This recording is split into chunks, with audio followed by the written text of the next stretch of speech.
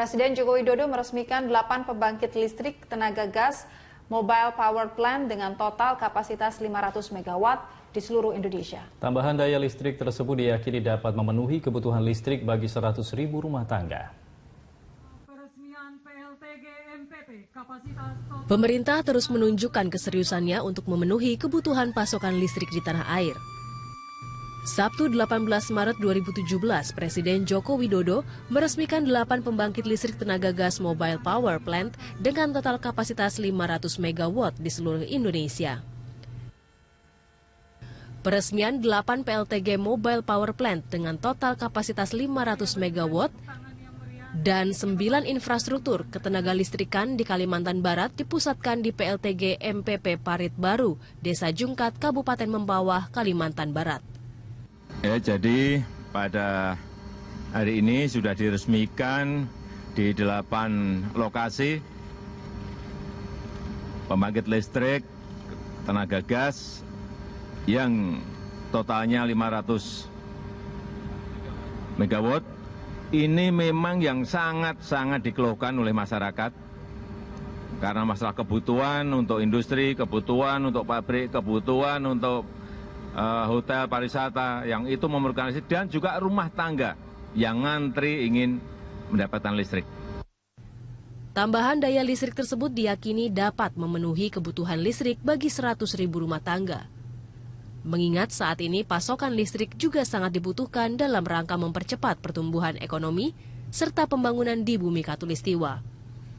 Semuanya sama. Kenapa ini dikerjakan cepat? Karena keluhannya sama, kekurangan listrik, biar pet, kekurangan listrik, biar pet. Di semua provinsi, di semua kota, di semua kabupaten.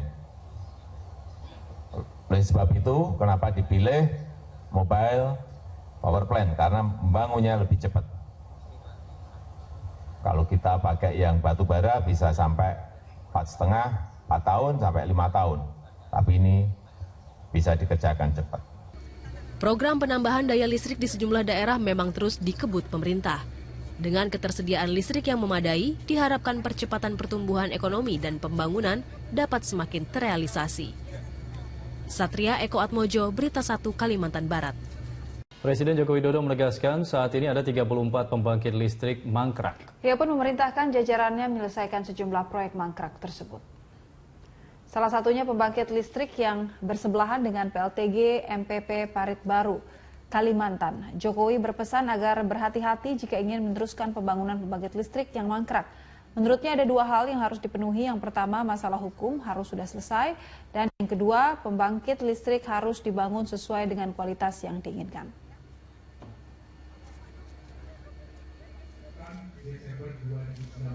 Yang berkaitan dengan 34 pembangkit listrik kita yang mangkrak. Saya titip. Yang bisa diteruskan, silahkan diteruskan. Tetapi dengan catatan-catatan. Pemirsa, beralih ke informasi lain, tim Saber Pungli Polda Kaltim menyita uang tunai sebesar 6,1 miliar rupiah dari Koperasi Samudra Sejahtera Samarinda, Kalimantan Timur. Barang bukti uang sebesar 6,1 miliar rupiah ini terkait dengan pungli di Koperasi Samudra Samarinda. Operasi tangkap tangan pungli dilakukan berdasarkan laporan masyarakat terkait dengan besarnya harga tarif bongkar muat yang dikeluarkan oleh pengguna jasa pelabuhan peti kemas Palaran Samarinda. Kapolda Kaltim Irjen Pol Safarudin mengatakan biaya yang seharusnya Rp10.000 per kontainer namun ditarif menjadi Rp180.000 per kontainer. Belum ada yang ditetapkan sebagai tersangka dalam kasus ini, namun polisi sudah memeriksa 15 orang saksi. Polisi akan terus melakukan pengembangan terkait dengan kasus ini, karena selain ada dugaan korupsi, ada juga dugaan pencucian uang.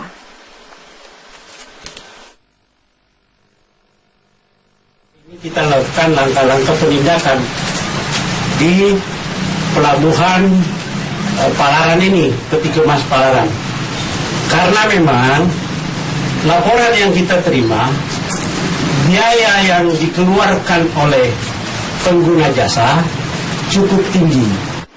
Dan untuk mengetahui perkembangan terakhir dari hasil OTT Cyber Pungli Polda Kalimantan Timur, kita sudah tersambung lewat saluran telepon dengan Kapolda Kalimantan Timur Irjen Pol Safarudin. Pak Kapolda? Ya, Ya, Pak. malam. Selamat malam Pak. Dari 15 orang saksi yang sudah diperiksa sejauh ini, apakah sudah ditetapkan tersangkanya? Masih sementara berlangsung pemeriksaan, jadi bukan 15 orang, sudah menjadi 25 orang. Kita tambah tadi. 25 orang ini 25 dari pihak orang mana kita saja Pak? Ya, jadi dari Koperasi Komura dan Koperasi Persatuan Demokrat Indonesia Bersatu. Itu LSM yang memungut biaya retribusi ke jalan masuk ke pelabuhan. Nah, itu ada koperasinya juga. Terus yang untuk per kontainer itu ada koperasi yang namanya Koperasi Komura. Nah, itu juga itu yang memungut Rp180 per kontainer. Rp180.000 per kontainer. Pak Safarudin, jadi modusnya ini seperti apa? Karena melibatkan beberapa koperasi seperti yang Anda sebutkan tadi. Ya, ada 2 koperasi yang dilibatkan. Seperti apa modusnya? Jadi begini, untuk di jalan masuk ke pelabuhan itu, penarikan retribusi sebanyak 20.000 per kendaraan itu dipayungi dengan SK Wali Kota Samarinda. Padahal kan harusnya itu berdasarkan peraturan daerah, bukan SK Wali Kota. Itu. Yang kedua, di biaya logistik untuk bongkar muat barang di pelabuhan, dari koperasi ini menetapkan secara sepihak tarif TKBM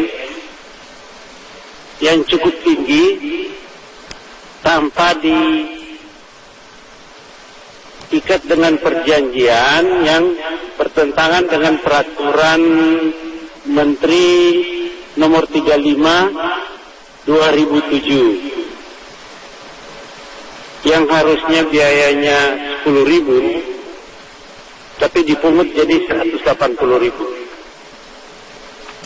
Itu menarik yaitu menarik tarif biaya dari pemakai jasa pelabuhan itu,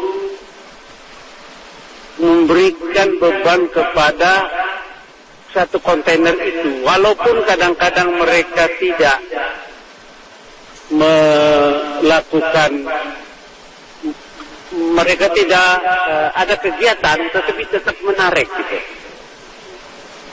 Baik Pak, jadi bisa dikatakan bahwa ini melibatkan begitu banyak pihak.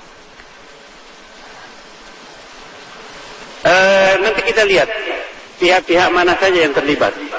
Dari 25 orang ini yang diperiksa belum ada yang menjadi tersangka Pak? Belum. Jadi kan kita punya waktu 1x24 jam untuk mencari bukti-bukti, melakukan pemeriksaan. Besok kita akan menetapkan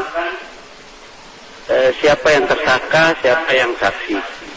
Uang sejumlah 6,1 miliar ini ditemukan di satu koperasi atau di mana Pak? Di satu koperasi Komura itu. Di satu koperasi saja, namun ada indikasi koperasi lain juga melakukan hal yang sama? Kalau yang PDIB itu ada 5 juta yang kita temukan pada waktu kita lakukan OTT tadi. Baik, terima kasih. Kapolda Kalimantan Timur, Irjen Pol Safarudin telah bergabung bersama dengan kami. Kami nantikan bagaimana hasil dari penyelidikan ke depan untuk menetapkan siapa tersangkanya.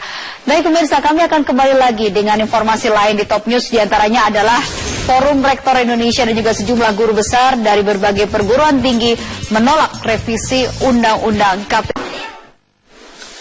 Sebuah lift pengunjung di pusat perbelanjaan Blok M Square, Jakarta Selatan jatuh hingga ke lantai basement, di mana sejumlah orang dilaporkan menjadi korban. Untuk informasi terkini kita terhubung dengan Minanti Rohanta yang saat ini berada di lokasi. Minanti, apakah sudah ada konfirmasi terkait dengan jumlah dan juga kondisi para korban? Ya Iqbal, untuk jumlah kami belum dapat informasi, namun korban sudah dibawa ke Rumah Sakit Pertamina Kebayoran Baru karena memang dekat dari lokasi ini. Jadi untuk kronologinya dapat saya sampaikan karena pada saat itu juga tim liputan kami sedang berada di Blok M Square ini, yaitu sekitar pukul 12:40 atau sesudah sholat Jumat. Karena pada saat itu juga ada calon gubernur Anies Baswedan yang sedang menjalankan sholat Jumat di masjid di atas Blok M Square ini. Dan pada saat itu sekitar pukul 12:40 lebih tepatnya lift, beberapa orang memasuki lift 4 dan lift 5 dari lantai 7 masuk ke dalam lift dan memang kondisinya penuh, namun tidak ada bunyi sensor yang mengatakan penuh. Ketika itu selang beberapa detik barulah kita tim liputan ataupun wartawan yang sedang meliput kegiatan Anies Baswedan merasakan satu getaran, yaitu yang begitu kencang. Memang di atas lantai 7 tepatnya masjid tersebut berasa bergetar, dan saat itu kami langsung bertanya ada apa, dan saat itu juga lift langsung dalam kondisi mati total. Dan setelah selang beberapa menit kami pun langsung turun ke bawah dan kami melihat memang beberapa korban telah dievakuasi, yaitu keluar dari Blok M Square dengan diantar menggunakan sebuah taksi dari. Dan selain itu juga ada yang dievakuasi dengan menggunakan ambulans. Dan saat ini memang tepat di belakang saya ini merupakan lift yang tadi terjatuh dan sudah ada garis polisi. Tadi pihak Polsek Kebayoran Baru telah datang dan nanti akan dilakukan olah TKP lagi oleh Polres Jakarta Selatan. Dan saat ini saya sudah bersama dengan saksi mata, yaitu Pak Harto. Pak Harto, bisa dijelaskan tidak pada waktu saat posisi Bapak di sini kan toko dekat lift, itu sebenarnya bagaimana kejadiannya Pak? Apakah Bapak juga mendengar suara atau getaran seperti yang dirasakan oleh tim liputan saat di lantai 7 Pak? Ya, kita duduk di situ dekat kejadian, kita dengar itu suara kayak petir gitu, gemblegar gitu, keras sekali gitu. Tapi waktu itu kan nggak ada orang di sini. Pas kejadian langsung saya teriak itu kejadian itu. Jadi langsung ngumpul orang, pintu ketutup nggak bisa kebuka waktu itu. Lalu bagaimana Pak? Itu kan pintu belum terbuka. Apakah langsung satpam atau dari warga sekitar sini yang membantu? Yang buka di manual pakai tangan gitu, dipaksain gitu. Lalu ketika Bapak paksa buka pintu, apa yang Bapak lihat? Bagaimana kondisi korban di dalam lift tersebut? Ya pada kesakitan, pada teriak-teriak itu sakit minta tolong gitu. Lalu saat itu korban apakah langsung dievakuasi atau bagaimana Pak kondisinya? Iya, langsung dievakuasi, digotong satu persatu gitu manual. Apakah ada luka-luka Pak? Kalau lukanya sih enggak, cuman kakinya pada sakit gitu. Ada yang pingsan. Terima kasih Pak untuk informasinya. Ya, demikian Iqbal yang dapat kami sampaikan. Kami pun masih menunggu bagaimana dari Polres Jakarta Selatan akan kembali ke sini untuk melakukan olah TKP. Iqbal. Baik, Minanti Rohanta melaporkan langsung dari Blok M Square, Jakarta Selatan. Terima kasih. Pemirsa, Anda bisa mengikuti berita-berita dalam Headline News melalui www.metrotvnews.com. Sesaat lagi Newsline akan kembali bersama Widya Saputra dalam segmen Sport.